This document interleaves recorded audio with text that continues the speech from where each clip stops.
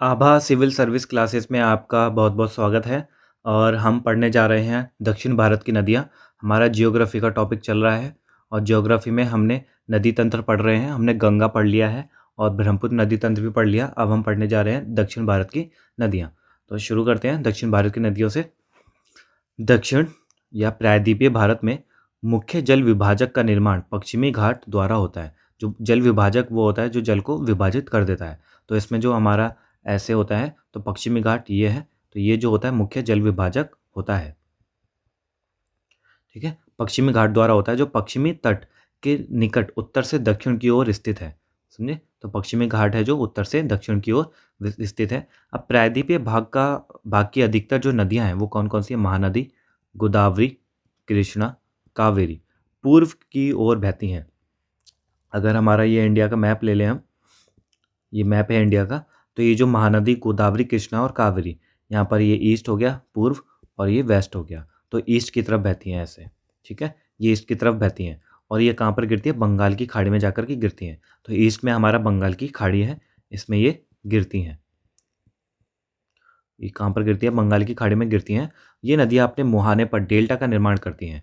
अब यहाँ ध्यान देना, जो महानदी गोदावरी, कृष्णा, कावेरी ये सब कहाँ पर बहती हैं? पूर्व में बहती हैं और पूर्व में बंगाल की खाड़ी है और बंगाल की खाड़ी में ये डेल्टा का निर्माण करती हैं।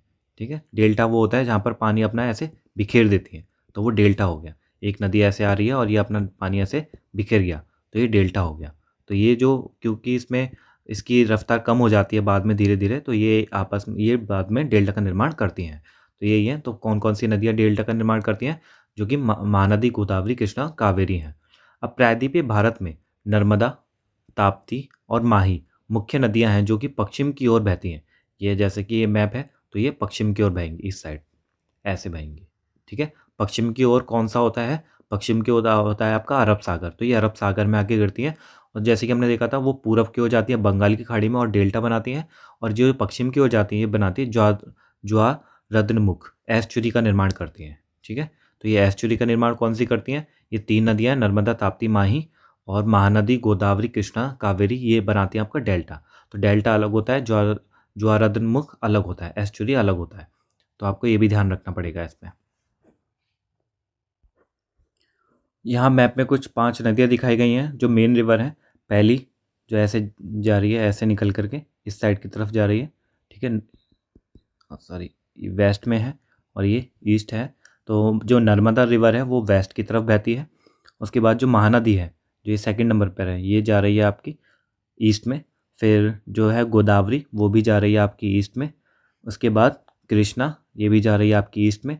और फिर कावेरी, और ये भी जा रही है आपकी ईस्ट में। तो ये कुछ 5 नदियाँ हैं जिसके बारे में हम आगे पढ़ेंगे। नर्मदा नदी, ठीक है, पहले नर्मदा नदी के बारे में पढ़ते हैं। नर्मदा नदी का उद्गम मैकाल पर्वत की अमरकंटक चोटी से हुआ है। तो किसकी? मैकाल पर्वत, ध्यान देना, मैकाल पर्वत की अमरकंटक चोटी से हुआ है। अरब सागर में गिरने वाली प्रायद्वीपीय भारत की यह सबसे बड़ी नदी है। तो अरब सागर में गिरती है। और अरब सागर कहाँ पर है? अरब सागर आपका इधर वेस्ट में है। ठीक है, अरब सागर में गिरने वाली जो प्रायद्वीपीय भारत की सबसे बड़ी नदी है। उसके बाद इसके उत्तर में विंध्याचल और दक्षिण में सतपुड़ा पर्वत है। जैसे ये बहती है, जैसे कि ये ऐसे बह रही है, ये नदी है, तो इसके जो उत्तर में यहाँ पर ये विंध्याचल पर्वत है और इसके दक्षिण में आपका सतपुड़ा पर्वत ऐसे है। इन दोनों पर्वतों के बीच एक भ्रंश घाटी से बहती है। तो ये जो बह रही है ना यहाँ पर ये नदी, नर्मदा नदी, तो ये भ्रंश घाटी में होकर के बह रही है। ब्रज घाटी में बहती है जिससे होकर नर्मदा बहती है। अब नर्मदा नदी का पश्चिम की ओर बहाव का कारण ब्रज घाटी से होकर प्रभावित होना है। तो पश्चिम की ओर जो जाती है, क्योंकि ये ना ढलान होती है, पश्चिम की ओर भारत है ना थोड़ा सा झुकाव अंदर की तरफ, राजस्थान की तरफ थोड़ा सा ढलान है, और राजस्थान से होते हुए थोड़ा सा है ना ये ढलान है आपका वेस्ट में। ठीक है, इसलिए जो नदी है वो वेस्ट की तरफ चली जाती है। और जैसे ही आप दक्षिण में आते जाओगे, जो ढलान है वो थोड़ा पूरब की तरफ हो जाता है। ठीक है, तो इसलिए जो नदियाँ हैं वो बंगाल की खाड़ी में जाकर के गिरती हैं।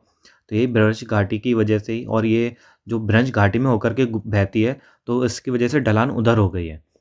ठीक है, अरब सागर की तरफ ढलान हो गई है ब्रज घाटी की वजह से, इसलिए वो ब्रज घाटी में होते हुए अरब सागर में गिरती है। नर्मदा नदी की लंबाई 1312 किलोमीटर एवं नदी का जल परिग्रहण क्षेत्र 98,796 वर्ग किलोमीटर है। अब ब्रज घाटी में प्रभावित होने के कारण नर्मदा नदी अपने मुहाने पर ज्वारांतमुख का निर्माण करती है। मैंने बताया था जो भी नदी आपकी अरब सागर में गिरेगी वो एस्चुरी का निर्माण करेगी, और जो दूसरी नदियां हैं जो बंगाल की खाड़ी में गिरती हैं वो डेल्टा का निर्माण करती हैं। तो ये ब्रज घाटी में प्रभावित होने के कारण नर्मदा नदी मुहाने पर क्या करती है, ज्वारांतमुख का निर्माण करती है। अब जबलपुर के निकट संगमरमर शैलों में नर्मदा नदी गहरे गार्ज से बहती है जबलपुर में, और यहाँ पर धुआंधार प्रपात का निर्माण ये करती है। तो जहाँ नदी तीव्र ढाल के साथ गिरती है और वहाँ धुआंधार प्रपात का निर्माण करती है।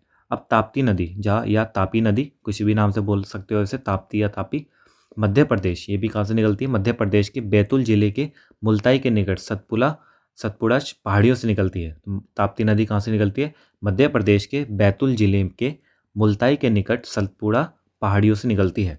अब इसकी लंबाई 7,224 किलोमीटर है और अपवा क्षेत्र है 65,145 वर्ग किलोमीटर है। अब मध्य प्रदेश, महाराष्ट्र और गुजरात से प्रभावित होती हुई यह नदी अरब सागर में ज्वारामुख का निर्माण करती है, और ये भी क्या निर्माण करेगी, एस्चुरी का। अब क्यों, क्योंकि ये नदी भी कहाँ गिरती है, जाकर के अरब सागर में जाके गिरती है। ठीक है।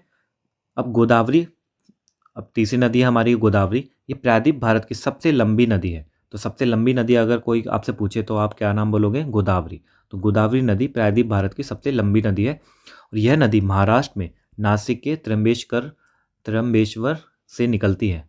ठीक है, त्र्यंबेश्वर से निकलती है और दक्षिण मध्य भारत को पार कर दक्षिण पूर्व की ओर बहती हुई बंगाल की खाड़ी में मिलती है। तो ये पहली नदी है जो हम देख रहे हैं, गोदावरी। जो हमने दो नदियां देख ली जो अरब उसमें मिल रही हैं अरब सागर में, और ये पहली नदी है जो हम देखेंगे बंगाल की खाड़ी में गिर रही है और महाराष्ट्र से निकलती है। महाराष्ट्र से निकल करके ये जाती है बंगाल की खाड़ी में, यानी अगर इंडिया ऐसे है तो महाराष्ट्र से निकल के ऐसे जा रही है इस तरफ। तो देखो ये इस तरफ भी तो जा सकती थी, पास तो ये पड़ेगा, लेकिन ऐसा नहीं होता, ढलान इधर है, ढलान इधर है, इसलिए इस साइड चली जाती है।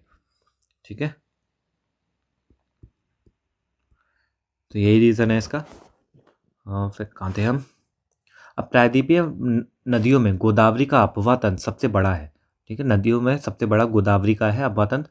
अब इसकी द्रोणी यानी जहाँ जहाँ से ये जाती है, तो महाराष्ट्र में 50% महाराष्ट्र में ही है, यानी 50% नदी नदी अपना रास्ता महाराष्ट्र से तय करती है। उसके बाद ये तेलंगाना में प्रवेश करती है, फिर आंध्र प्रदेश, मध्य प्रदेश, उड़ीसा, छत्तीसगढ़, कर्नाटक और पदुचेरी में होते हुए जाती है और जाके गिर जाती है आपकी बंगाल की खाड़ी में।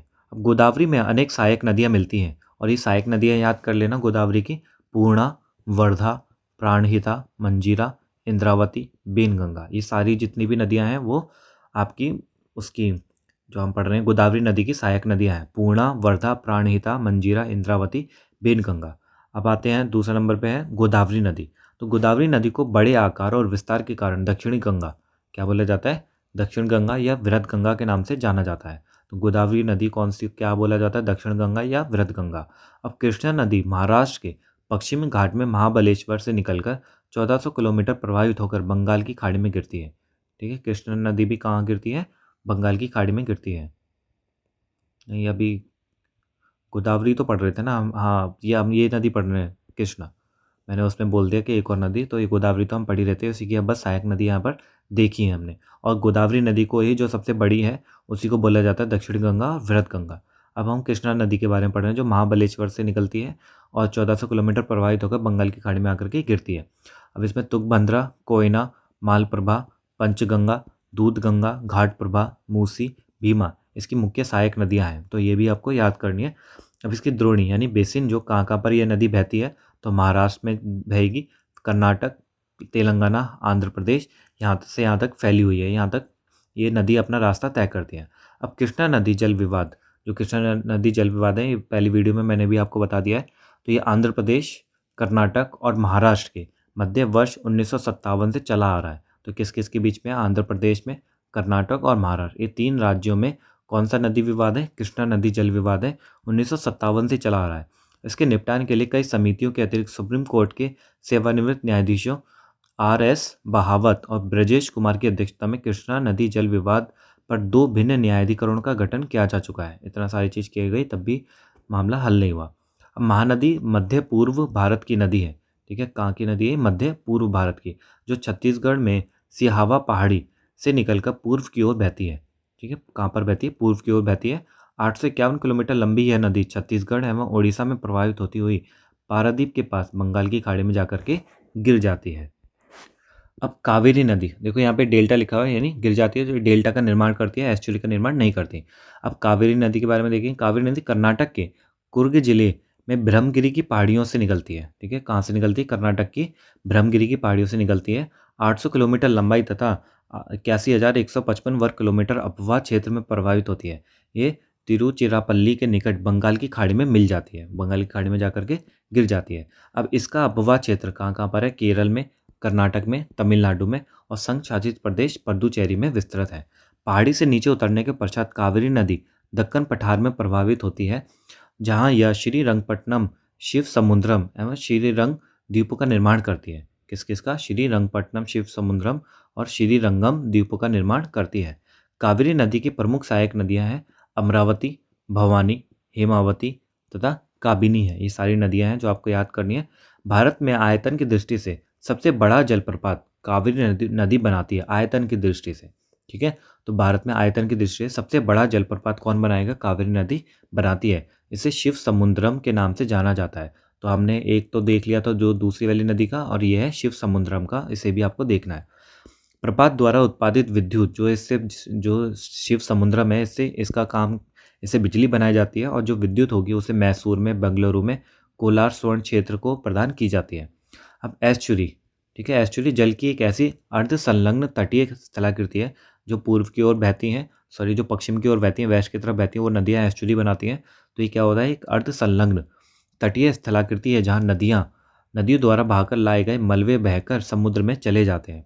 इस प्रकार के समुद्र और नदियों के मिलान बिंदु को एस्चुरी यानी ज्वालामुख कहते हैं। तो समुद्र और जो नदियों का जो बीच का जो मिलान बिंदु होता है ना, उसको एस्चुरी बोला जाता है। विश्व की सबसे बड़ी एस्चुरी सेंट लॉरेंस नदी की है। तो सबसे बड़ी जो एस्चुरी है वो किसकी है? सेंट लॉरेंस नदी की है। अब हम यहाँ पर कुछ देखेंगे नदी उद्गम और उसकी लंबाई। तो नर्मदा नदी, आपकी नर्मदा नदी अमरकंटक से निकलती है, मैकाले पर्वत से। सबसे बड़ी नदी हमारे को पता है गोदावरी नदी होती है। गोदावरी नदी एक 1465 किलोमीटर। इसके बाद आता है आपका 1400 किलोमीटर जो होती है कृष्णा नदी। उसके बाद जो महाबलेश्वर से निकलती है, महाराष्ट्र से। तो ये नदियाँ आपको देखनी है। फिर आपका आता है नर्मदा। नर्मदा अमरकंटक मैकाल पर्वत से निकलती है, 1312 किलोमीटर। ठीक है, फिर कावेरी आ गई आपकी। कावेरी ब्रह्मगिरी पहाड़ी कुर्ग कर्नाटक से निकलती है। पहले 851 ये वाला आएगा महानदी, तो इसको देख लिया। फिर सिहावा पहाड़ी से निकलती है और धमतरी छत्तीसगढ़ से। और फिर आपका आता है ताप्ती नदी, ये निकलती है मुल्ताई बैतूल जिले मध्य प्रदेश से। ये सारे हमने देख लिया है, बस यहाँ पर इन्फॉर्मेशन बताई गई है। अब यहाँ पर है नदियाँ और उसकी सहायक नदियाँ। तो गोदावरी की सहायक नदी एक साथ है पूर्णा, वर्धा, प्राणहिता, मंजीरा, बेनगंगा, इंद्रावती, ये सहायक नदियाँ हैं। कृष्णा की सहायक नदी है तुंगभद्रा, कोयना, घाटप्रभा, मूसी, भीमा, मालप्रभा, पंचगंगा, दूधगंगा। कावेरी की है अमरावती, भवानी, हेमावती, काबिनी। महानदी की है शिवनाथ, हसदेव, ईब, तेल। ये सारी सहायक नदियाँ हैं जो पेपर में पूछी जाती हैं, एग्जाम में पूछी जाती हैं। तो ये आपको सारा लर्न कर लेना है। तो यहाँ होता है हमारा ये टॉपिक ख़त्म, दक्षिण भारत की नदियाँ। अब इससे जितने भी क्वेश्चंस बने हैं वो हम अगली वीडियो में देखेंगे। तो तब तक के लिए बने रहना मेरे साथ, और वीडियो अच्छा लगा हो तो लाइक करना, शेयर करना, सब्सक्राइब करना। तो मिलते हैं अगली वीडियो में इसके प्रश्न उत्तरों के साथ। तब तक के लिए बाय बाय।